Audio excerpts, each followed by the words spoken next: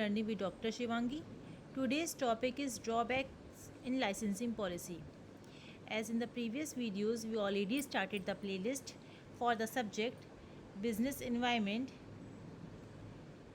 and also discusses various topics related to it like meaning, nature and objective of business environment,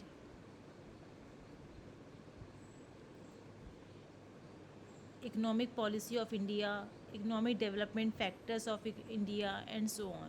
So in today's video, we'll discuss about the drawbacks in licensing policy. You can also watch other videos. Links are provided in the description box. So before starting the video, I want to say you that if you like my video, please like and share this video, and don't forget to subscribe my channel, which is Learning with Dr. Shivangi. Now coming to the main topic, which is drawbacks in licensing policy. So in India, firstly 1970s licensing policy was launched, and there are so many drawbacks also in the licensing policy we'll discuss here. Though licensing under the Industrial Act has been principal official instrument of industrial planning, little appraisal has been carried out of its role and purpose. The Swaminathan Committee was the first committee appointed to review industrial licensing, but it confined itself to procedures and allied matters also. So, according to Industrial Act, there is licensing policy launched, and Swaminathan Committee only the first committee which is appointed for review the licensing industrial licensing policy, its procedures and allied matters also. In July 1966, Dr. R.K. Khazari, then the professor of industrial economics at Bombay University, was appointed as honorary consultant in the Planning Commission.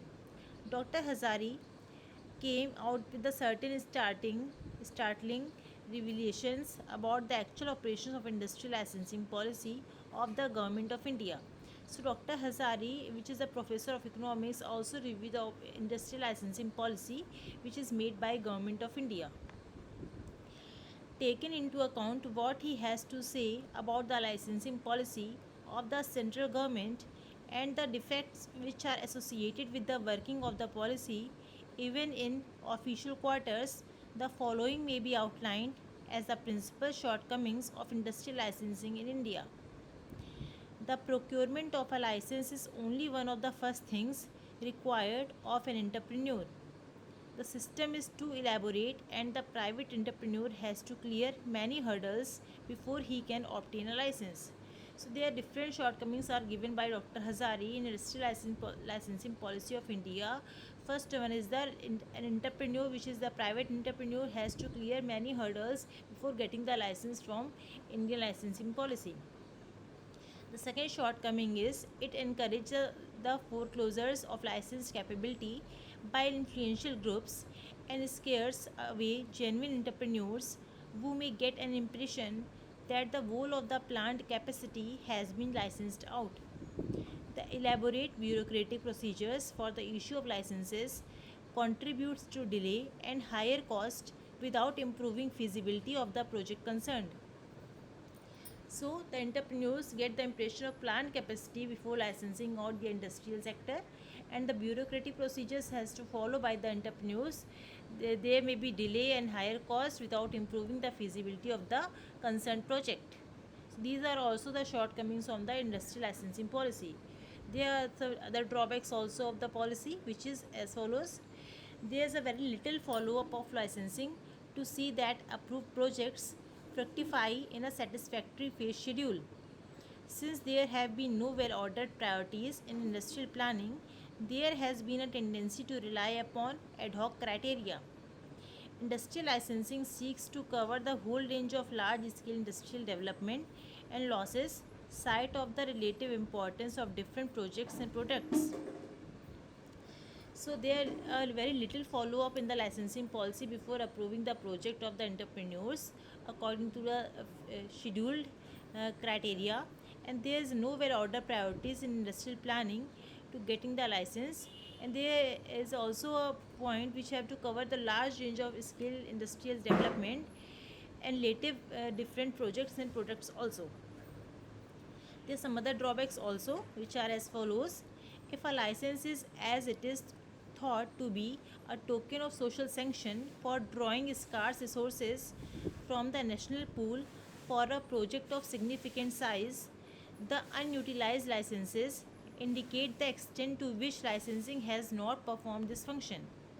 So there other some scarce resources also signifies in the licensing of the projects or the project size, in which unutilized licenses also indicates there is licensing has not performed this function. Next drawback is in actual operation, the licensing policy tended to accentuate the concentration of economic power by licensing, by providing big industrial units the opportunities to grab licenses for industrial projects through various tactics. Dr. Hazari made a particular mention of the Birla Enterprises, which adopted the strategy to making multiple applications for each new product so that it could get positive results for at least two or more applications. Many of the applicants belonging to the House of Birlas were trading or finance companies with small amounts of new assets.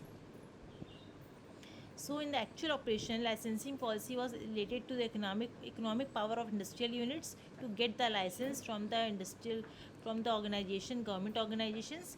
Dr. Hazari gave the example of Birla Enterprises, which has to make different strategies to get the license by two or more applications. And the last drawback is the licensing policy committee also observed that attainment of overall objectives of industrial policy through the licensing system was of only marginal significance.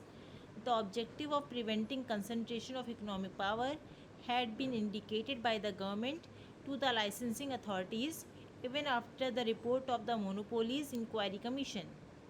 Whereas licensing was supposed to be guided mainly by the targets laid down in the 5-year plans, there were over licensing in many cases an industry of low priority.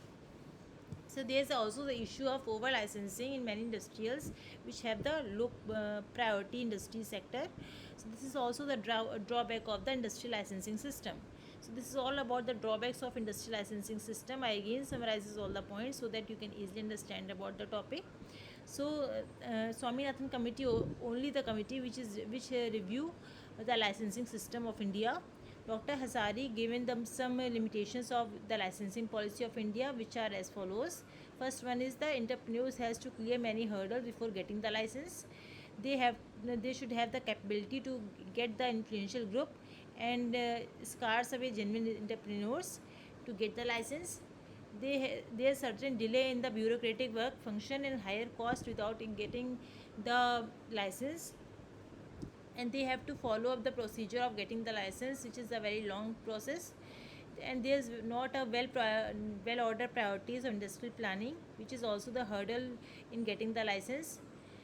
There's also they have to cover large scale industrial development and losses site of relative importance of different projects and products.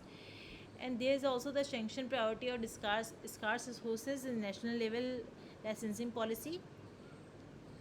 Dr. Hazari gave the example of Birla Enterprises. They have to adopt different strategies to get the license. And the licensing in the low priority cases industrial sector, they are over licensing in many cases. This is also the drawback of industrial licensing policy. So these are the drawbacks of industrial licensing policy. If you have any query about this topic, or if you want to know what any other topic related to research methodology, business management, business environment, you can ask me through comment box. If you like my video, please like and share this video, and don't forget to subscribe my channel, which is Learning with Dr. Shivangi. We'll meet in the next video with new topic. Thank you everyone.